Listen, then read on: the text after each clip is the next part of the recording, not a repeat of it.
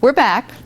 In the last segment, we talked about just the spectrum of vegetarian diets and some of the rationale for following them. We'll look at that even further later on. But in this segment, I wanted to talk about some of the benefits of plant-based diets. When you look at vegetarian diets or predominantly plant-based diets, there's certain characteristics. Less saturated fat and cholesterol, more dietary fiber, and typically more vegetables, fruits, whole grains, beans, nuts, and soy. You find more potassium, more magnesium, more folate, so rich in certain vitamins and minerals.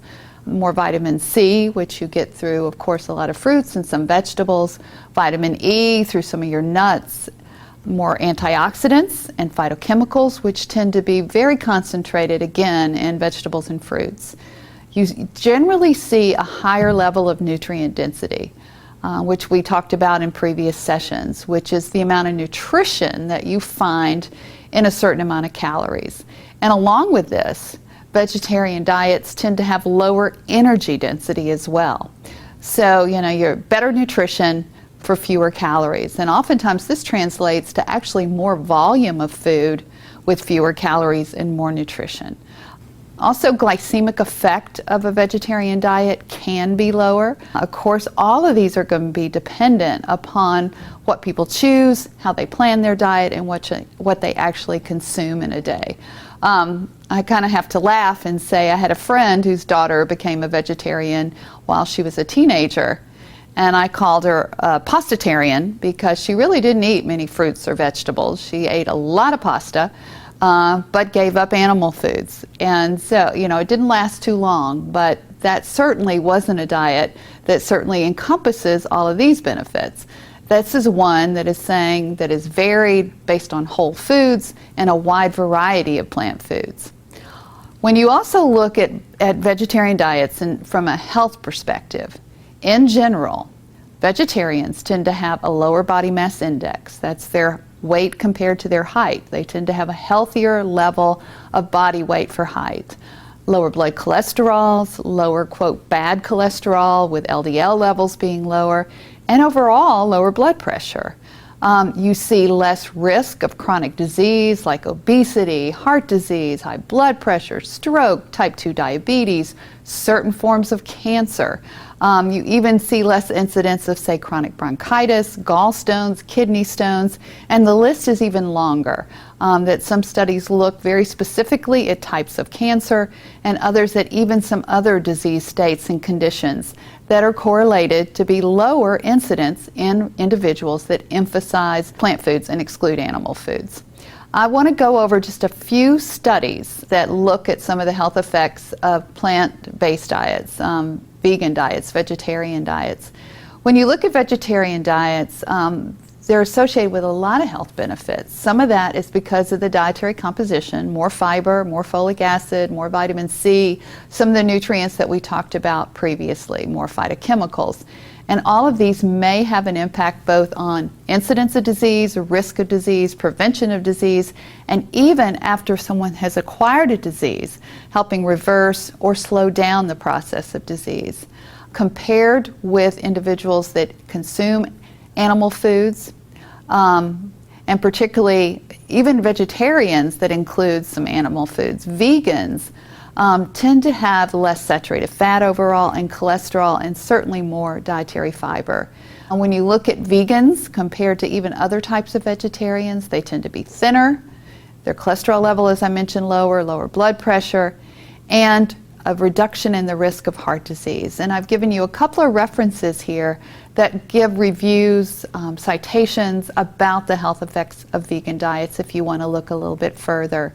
When you look at the effect of plant-based diets on lipid levels, and lipids would include, say, cholesterol, HDL, LDL, and this is from the American Journal of Cardiology, you find in some large studies that populations that follow plant-based diets, particularly vegetarian and vegan diets, are at lower risk for heart disease mortality. That's death from heart disease. So you see less death from let's say, myocardial infarctions. You see less issue in terms of outcomes with cardiac disease.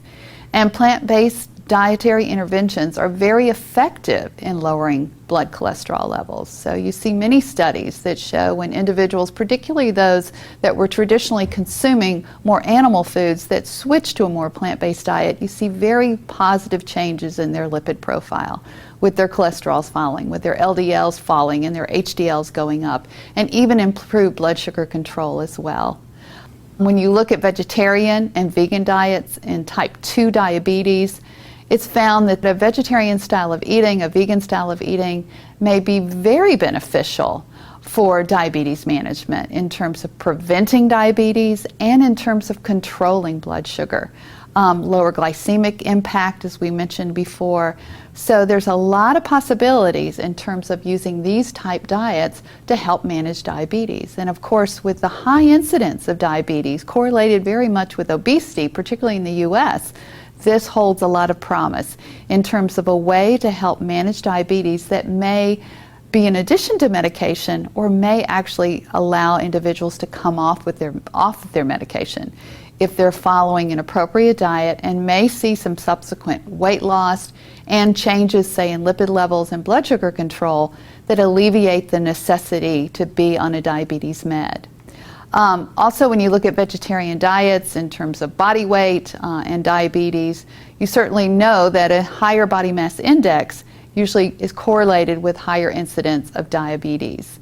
When you look at body mass index in vegans, it does tend to be lower, as does the incidence of type 2 diabetes. And for each of these slides where I give you a medical reference with the journal, I've given you at the bottom the link to the actual abstract in PubMed from the National Institute of Health. So you can go to those if you want to read more or read the full text of some of these articles. When you look at vegetarian diets and blood pressure, this is one from a large study, which is the Adventist Health Study, that looked at tens of thousands of individuals that are following a spectrum of vegetarian-style diets.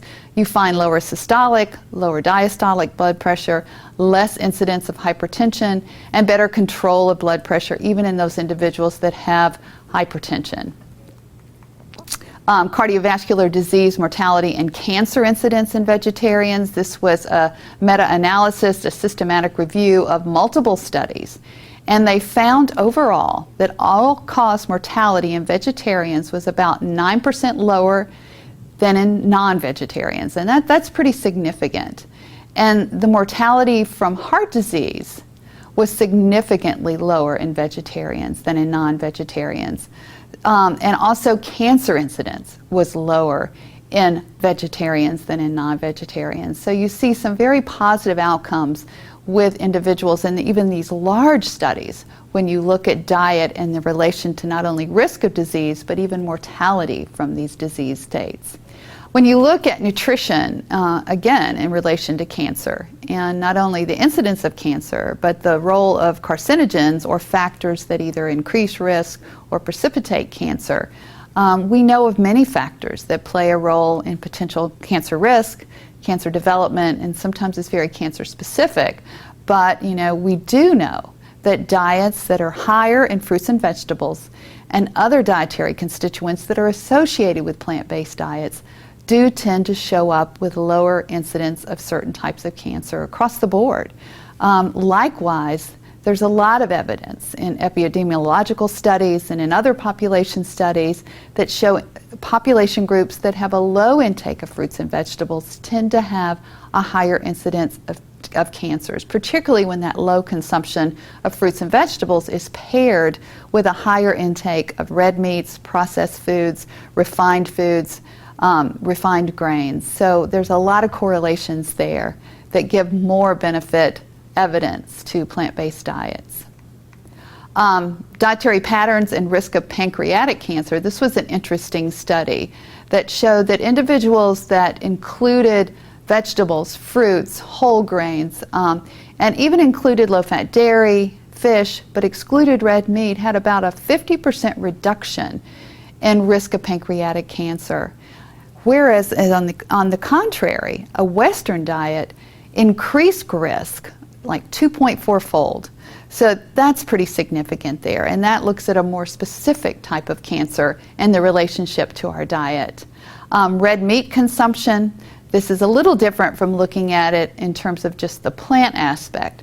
But a couple of years ago, quite a bit of research came out and was certainly highlighted in the media that looked at the correlations of red meat consumption, the incidence of cancer, and its risk also, or its association with mortality. And overall, most all the studies, when they were looked at over time, when they compiled studies, did meta-analysis, that red meat consumption is associated with increased risk of cardiovascular disease and cancer mortality. There's some argument or some debate in terms of it, whether it's red meat consumption overall, whether it's processed red meat, but I've included a few studies here to look at if you're interested in learning more. And some of the bottom line of most of these studies is that yes, there's a strong correlation between both processed meats and red meats and incidence of heart disease, cancer, and mortality. And that what appears to be prudent, advisable, and certainly the research is showing this, is prudent to really reduce or minimize the consumption of red meats. Many studies have gotten so specific as to even say that we really need to average no more than about 1.5 ounces a day. Most Americans consume on average 6 to 8 ounces of red meat per day. So this is a significant reduction.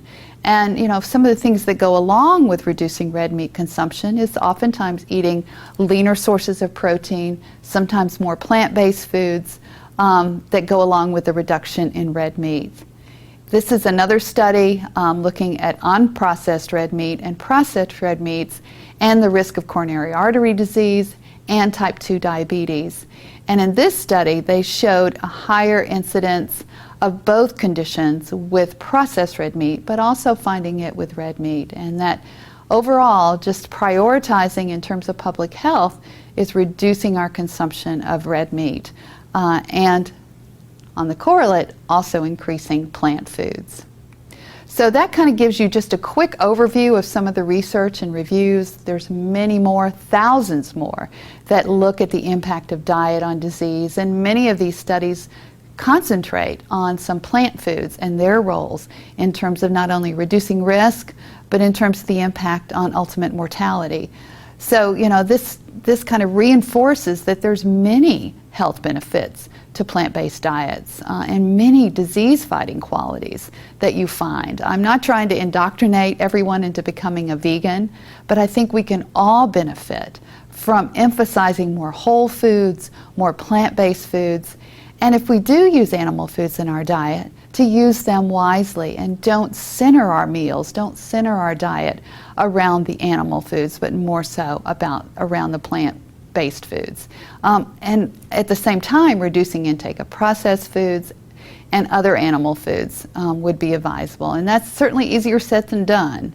And as we saw by the percentages earlier, the vast majority of people do not choose to eat vegetarian style, that many only have maybe one meal a week, if that, less than half. So we got a long way to go, but I think sending the message to our children, to all of us, that more emphasis on these plant-based foods certainly goes a long way in terms of improving our nutrition, improving our health, and reducing mortality rates.